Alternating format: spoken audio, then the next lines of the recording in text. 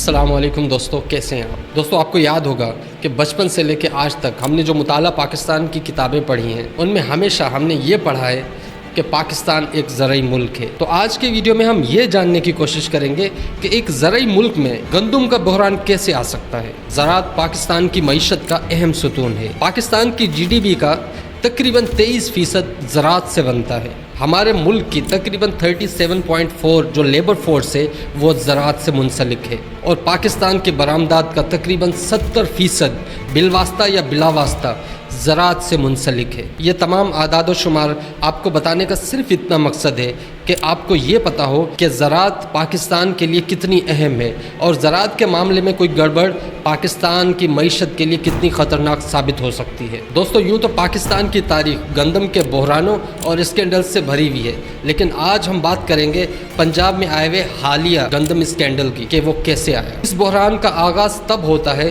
جب پنجاب حکومت اعلان کرتی ہے کہ ہم تھوڑی سی مقدار میں گندم امپورٹ کریں گے، کیونکہ پنجاب کی حکومت کے پاس 2 سے 3 ٹن گندم پہلے سے ہی ذخیرہ تھی۔ اس وجہ سے پنجاب کی حکومت نے اعلان کیا کہ ہم تھوڑی سی مقدار میں گندم کو امپورٹ کریں گے۔ ویسے عام طور پہ پنجاب کی حکومت سالانہ 7 سے 8 ملین ٹن گندم امپورٹ کرتی ہے، لیکن اس بار تھوڑی مقدار میں گندم امپورٹ کرنے کی بات کی گئی۔ اس کے ساتھ ہوتا کچھ یوں ہے کہ 40 کلو گندم کا جو ریٹ تھا 3900 روپے 3900، وہ گر کے 3000 روپے ہو گیا۔ اور اس کے علاوہ پاکستان کسان اتحاد نے پنجاب کے کسان کو گندم بیچنے سے منع کر دیا کہ فی الحال آپ اپنی گندم کو ذخیرہ کر لیں، ریٹ گر گئے ہیں۔ اور سونے پہ سہاگا یہ کہ پنجاب کی گورنمنٹ نے جو کسانوں سے گندم خریدنی تھی اس کو یہ کہہ کے منع کر دیا کہ گندم پہ پانی زیادہ لگا ہے، نمی ہے، تو گورنمنٹ یہ گندم نہیں خرید رہی۔ اور ان سب معاملات کے ساتھ ساتھ محکمہ خوراک پنجاب نے ایک اور قدم اٹھایا۔ پہلے پرانا طریقہ تھا کہ جس کسان کو گندم بیچنی ہوتی تھی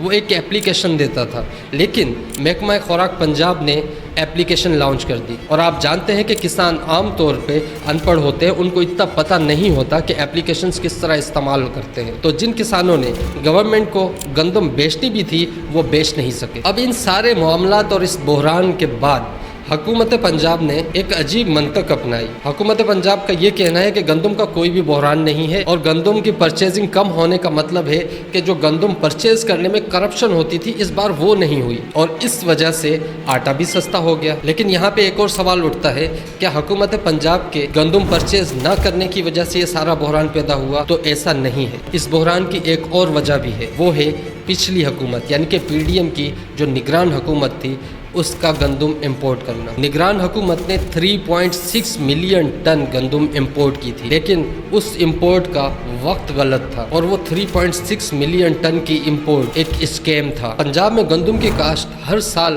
اکتوبر میں اسٹارٹ ہوتی ہے اور مئی میں پیداوار آ جاتی ہے، لیکن پنجاب میں گندم کی کاشت لگنے کے باوجود نگران حکومت نے یہ گندم امپورٹ کی۔ پاکستان کسان اتحاد کے رہنما خالد کھوکھر نے کہا ہے کہ گورنمنٹ نے جو $1 بلین کی گندم امپورٹ کی ہے اس کی وجہ سے پاکستان کو تقریباً 400 بلین روپے کا نقصان اٹھانا پڑے گا۔ اور اس بحران کے بعد جب کسان سڑکوں پہ آئے، انہوں نے احتجاج کیا، تو گورنمنٹ نے ایک کمیٹی بنا دی۔ اس کمیٹی کے ذمہ یہ تھا کہ اس بحران کے جو ذمہ دار ہیں ان کا تعین کیا جائے۔ اس کمیٹی کی تشکیل کے بعد خبر یہ آتی ہے کہ پنجاب کے وزیر اعلیٰ محسن نقوی اور نگران وفاقی وزیر شمشاد اختر اس کمیٹی کے سامنے پیش ہوں گے، لیکن بعد میں حکومت نے اس کی تردید کی۔ حکومت نے کمیٹی تو بنا دی لیکن اس کے اختیارات چھین لیے۔ اس کمیٹی کو الاؤ کیا گیا کہ مارچ 2024 کے بعد ہونے والی خرد برد کی جانچ کی جائے۔ حالانکہ جو 3.6 ملین ٹن کی امپورٹ ہوئی تھی وہ مارچ 2024 سے پہلے ہوئی تھی، لیکن یہ اس کمیٹی کے اختیارات میں نہیں ہے کہ مارچ 2024 سے پہلے کے جو خرد برد ہے یا جو امپورٹ ہے اس کے بارے میں تحقیقات کریں۔ اب کئی ذرائع سے خبریں یہ آ رہی ہیں کہ اس ساری امپورٹ میں بڑے بڑے نام شامل ہیں، جس کی وجہ سے اس کمیٹی کو صرف کسان کو دکھانے کے لیے بنا دیا گیا ہے۔ اس کا مقصد صرف اتنا ہے کہ چوروں کو پناہ دی جائے۔ آخرکار اس کمیٹی نے ایک رپورٹ جاری کی۔